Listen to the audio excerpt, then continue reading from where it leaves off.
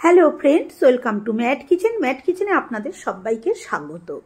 পুরনো বন্ধুদের পাশে থাকার জন্য ধন্যবাদ এবং নতুন বন্ধুদের স্বাগত জানিয়ে শুরু করছি আজকের রেসিপি। এটা হচ্ছে আতপ চাল। বন্ধুরা, আমি আতপ চালটা গরম জলে ভিজিয়ে রেখেছি। গরম জল মানে আঙ্গুলে সইবে এমন জল আমি ভিজিয়ে রেখেছি, যাতে একটু তাড়াতাড়ি ভেজে। আমার কাছে সময় কম ছিল, সেই জন্য আমি তাড়াতাড়ি ভেজার জন্য কাটা ভাঙা গরম জল দিয়ে ভিজিয়েছি। আপনাদের কাছে সময় থাকলে সেক্ষেত্রে 3-4-5 ঘন্টা ভিজিয়ে রাখলেই কিন্তু হয়ে যাবে। আমি এটা 1.5 থেকে 2 ঘন্টা মতন ভিজিয়ে রেখেছি। তারপরে বেশ নরম হয়ে গেছে। আমি একটা চাল ভেঙে দেখালাম, 2 টুকরো হয়ে গেল। এবারে একটা মিক্সিং জারের মধ্যে নিয়ে আর অল্প একটু জল দিয়ে এর একটা পেস্ট তৈরি করে নিলাম। পেস্টটা কিন্তু খুব ভালো করে তৈরি করতে হবে, মিহি করে বেশ পেস্টটাকে আমি তৈরি করেছি। দেখুন কত সুন্দর পেস্টটা কিন্তু তৈরি হয়েছে। এবারে এই পেস্টটাকে আমি একটা অন্য পাত্রে ঢেলে নেব। আর এই যে দুটো আঙ্গুল দিয়ে দেখুন এভাবে চিপে দেখাচ্ছি, দেখুন কেরম যেন একটু লাগা লাগা টাইপের হয়ে যাচ্ছে, ঠিক এরকমই কিন্তু একটু হবে। একটা মিক্সিং বোল নিয়ে তার মধ্যে আমি পেস্টটা ঢেলে নিলাম। এবার এর মধ্যে আমি দিয়ে দেব একটু স্বাদ মতন লবণ। লবণ না দিলে কিন্তু কোনো জিনিসই খেতে ভালো লাগে না। লবণটাই কিন্তু সবচেয়ে মিষ্টি, মানে স্বাদের দিক থেকে। লবণ না দিলে কোনো কিছু খেতে ভালো লাগে না, তাই জন্য একটু লবণ দিয়ে এটাকে ভালো করে আমি এইভাবে লবণটা মিশিয়ে নিচ্ছি। এবারে আমি এর মধ্যে দিয়ে দেব এরকম একটা ছোট্ট বাটি করে 1 বাটি ময়দা। এটা আপনারা চাইলে দিতেও পারেন, না চাইলে নাও দিতে পারেন, কোনো অসুবিধে নেই। না চাইলে না দিলেও কোনো সমস্যা হবে না, কিন্তু আমি একটু দিয়ে দিলাম। দিয়ে এবারে খুব ভালো করে কিন্তু এটা মিশিয়ে নিচ্ছি। আর আমি যে বাটিটা করে ময়দাটা দিয়েছি ওটা ওখানে 2 টেবিল চামচ ময়দা আছে, সেটাই আমি এর মধ্যে দিয়ে দিয়েছি। আর চালটা ছিল প্রায় 250 গ্রাম। খুব ভালো করে ময়দার সাথে মিশিয়ে নিয়েছি। এবার এটা তো অনেকটা গাঢ় রয়েছে, এটাকে আমি একটু পাতলা করে নেব। সেই জন্য আমি এখানে একটু জল ব্যবহার করছি। জলটা কিন্তু ঠান্ডা জল না, হাতে গরমটা সইবে, হাত দিয়ে রাখা যাবে সেরকম জল। দেখুন এই যে আমি হাত দিয়ে যাতে সয় সেই রকম জল দিয়েছি। এই যে হাত দিয়ে এই জন্য মেখে নিতে পারছি। হাতে সইবে এমন গরম জল এখানে ব্যবহার করতে হবে। দিয়ে খুব ভালো করে আমি মিশিয়ে নিচ্ছি, যাতে কোনো রকম দানা টানা কিছু না থাকে। এই যে দেখুন এরকম ঘনত্বের আমি এটা তৈরি করে নিয়েছি। খুব ভালোভাবে এইভাবে আমি ফেটিয়ে নিয়েছি। ফেটানোটা কিন্তু খুব জরুরি, ভালো করে কিন্তু ফেটিয়ে নিতে হবে। আমি মিনিট 5 ধরে এটাকে এইভাবে ফেটিয়ে নিলাম। অপরদিকে আমি একটা এরকম হাঁড়ি বসিয়েছি ছোট, এখানে দিয়ে দিচ্ছি দুধ। এখানে আমি 2-500 মানে 1 কেজি দুধ এখানে ব্যবহার করব। আমার কিছুটা দুধ জাল দেয়া আছে, সেইটা আমি পরে দেব, আগে আমি কাঁচা দুধটা দিয়ে দিলাম। এবারে ওই দুধটা বেশ গরম হয়ে একটু ফুট এসেছে, তখন আমি জাল দেয়া দুধটাও এর মধ্যে দিয়ে দিয়েছি।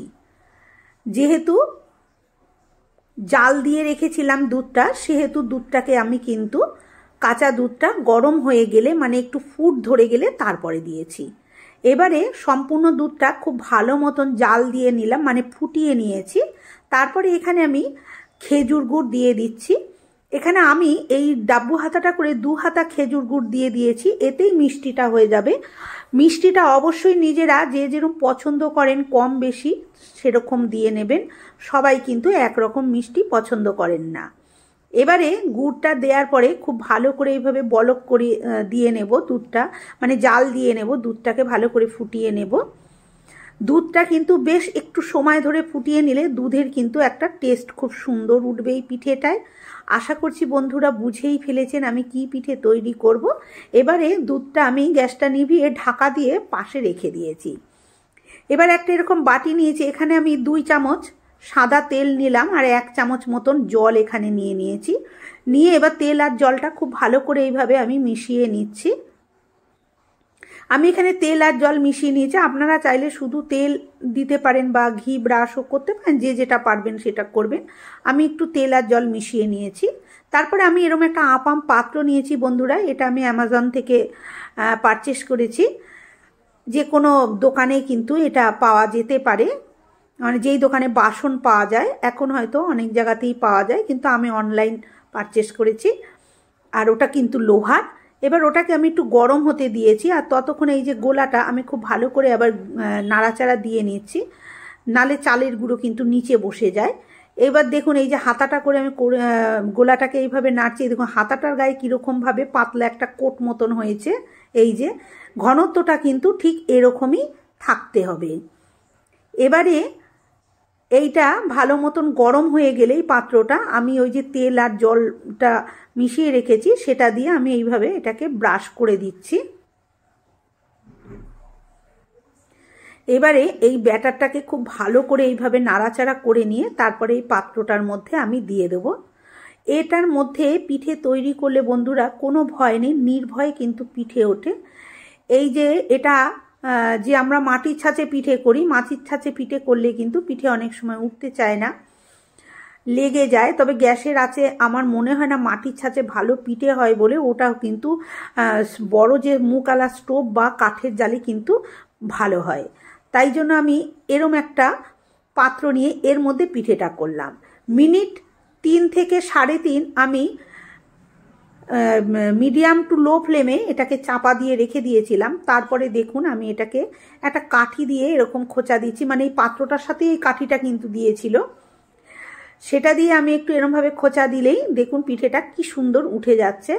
আর পিছনে খুব সুন্দর একটা কালার হয়েছে, খুব সুন্দর কিন্তু পিঠেগুলো ফুলেছে। আশা করছি আপনারা দেখে বুঝতে পারছেন, কতটা আমি বোঝাতে পারছি জানি না।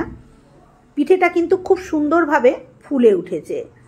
আমি কিন্তু এখানে ওই একটুখানি মানে 2 টেবিল চামচ 250 চালের গুঁড়োতে 2 টেবিল চামচ মতন ময়দার গুঁড়ো দিয়েছি। দেখুন পিঠেটা আমি দেখাচ্ছি, তার আগে আমি আবার এর মধ্যে গোলাটা দিয়ে নিই।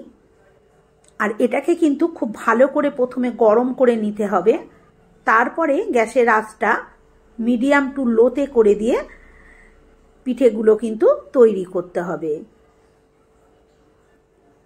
ফিরে খোলায় আমি আবার কিছুটা ব্যাটার দিয়ে দিলাম সবগুলো। এবার আমি দেখাচ্ছি, দেখুন পিঠেটা কত সুন্দর হয়েছে, দেখুন পিছনটা না পুড়ে গেছে না কিছু হয়েছে। এটাকে আমি ঢাকা দিয়ে দিলাম, কত সুন্দরভাবে দেখুন পিঠেটা হয়েছে, আর পেছনটা বেশ কিন্তু জালিদারও হয়েছে। এবারে আমি ওইগুলোই পিঠেগুলো এই দুধের মধ্যে সব দিয়ে দিচ্ছি। দুধটা কিন্তু গরম আছে, তবে এখন কিন্তু দুধটা জাল দেয়া নেই, দিয়ে ঢাকা দিয়ে দিয়েছি। এদিকে মিনিট 3-4 পর এইটাও খুলে নিলাম। দেখুন পিঠেগুলো কিন্তু একদম রেডি হয়ে গেছে। এই পিঠেগুলো কিন্তু আমি ওই একটু খোঁচা দিলেই দেখুন এরকমভাবে উঠে যাচ্ছে, খুব সুন্দরভাবে উঠে যাচ্ছে। এইভাবে কিন্তু আপনারা পিঠে করে খেয়ে দেখতেই পারেন, বা কড়াইতেও কিন্তু এই পিঠেগুলো করতে পারেন। এগুলোও কিন্তু তুলেই আমি গরম দুধে আবার দিয়ে দিলাম, দিয়ে ঢাকা দিয়ে রাখবো।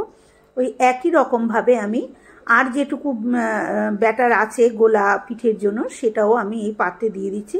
আর তেল ব্রাশটা কিন্তু আর আমি এখন করছি না, কারণ প্রথম 1-2 খোলাই তেলটা ব্রাশ করতে হয়, তারপরে কিন্তু তেলটা আর ব্রাশ না করলেও চলে। এবার এটাকেও আমি এরকমভাবে ঢাকা দিয়ে দেব। দেখুন ওই একই সময় 3 থেকে 3.5 মিনিট পরে আমি ঢাকনাটা খুলেছি। পিঠেগুলো কত সুন্দর হয়েছে, আর কত সুন্দর বেশ ফোলা ফোলা হয়েছে। পিঠেগুলো কিন্তু ভীষণভাবে দুধে ভেজালেও দুধের মধ্যে কিন্তু খুব সুন্দরভাবে ভিজে যাবে। বন্ধুরা, আমার এই চিতই পিঠা রেসিপি আজকে আপনাদের কেমন লাগলো কমেন্ট করে অবশ্যই জানাবেন। ভালো লাগলে একটা লাইক দেবেন, আর আমার চ্যানেলে নতুন বন্ধু হয়ে থাকলে চ্যানেলটি সাবস্ক্রাইব করে নেওয়ার অনুরোধ রইল। পাশে থাকা বেল আইকনটা অবশ্যই প্রেস করবেন, কারণ আমি যখনই কোনো নিত্য নতুন রেসিপি শেয়ার করব নোটিফিকেশন আপনাদের কাছে পৌঁছে যাবে সবার আগে। কত সুন্দর নরম হয়েছে এই পিঠেগুলো, দুধের মধ্যে ভিজিয়ে দিলে একদম চুপচুপেভাবে রসে ভিজে যাবে। দেখুন এগুলোকে ওই গরম গরমই কিন্তু দুধের মধ্যে দিয়ে দিতে হবে। তারপরে এটাকে আমি 3-4 ঘন্টা এইভাবে ঢাকা দিয়ে রেখে দেব। 3-4 ঘন্টা পরে আমি আবার ফিরে আসব। একটু নাড়াচাড়া করে দিলাম, নাড়াচাড়া করে দিয়ে ঢাকা দিয়ে দেবো।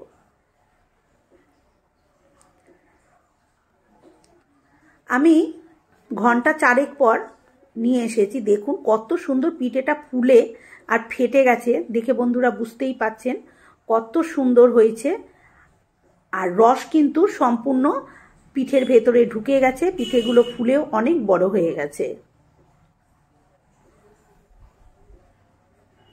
আর এই পিঠের তো জুড়ি মেলা ভার। আমার তো সবচেয়ে বেশি ভালো লাগে, কোনো নারকেলের ঝামেলা নেই, কিচ্ছু নেই, সুন্দরভাবে তৈরি হয়ে গেল দুধে ভেজানো চিতই পিঠে।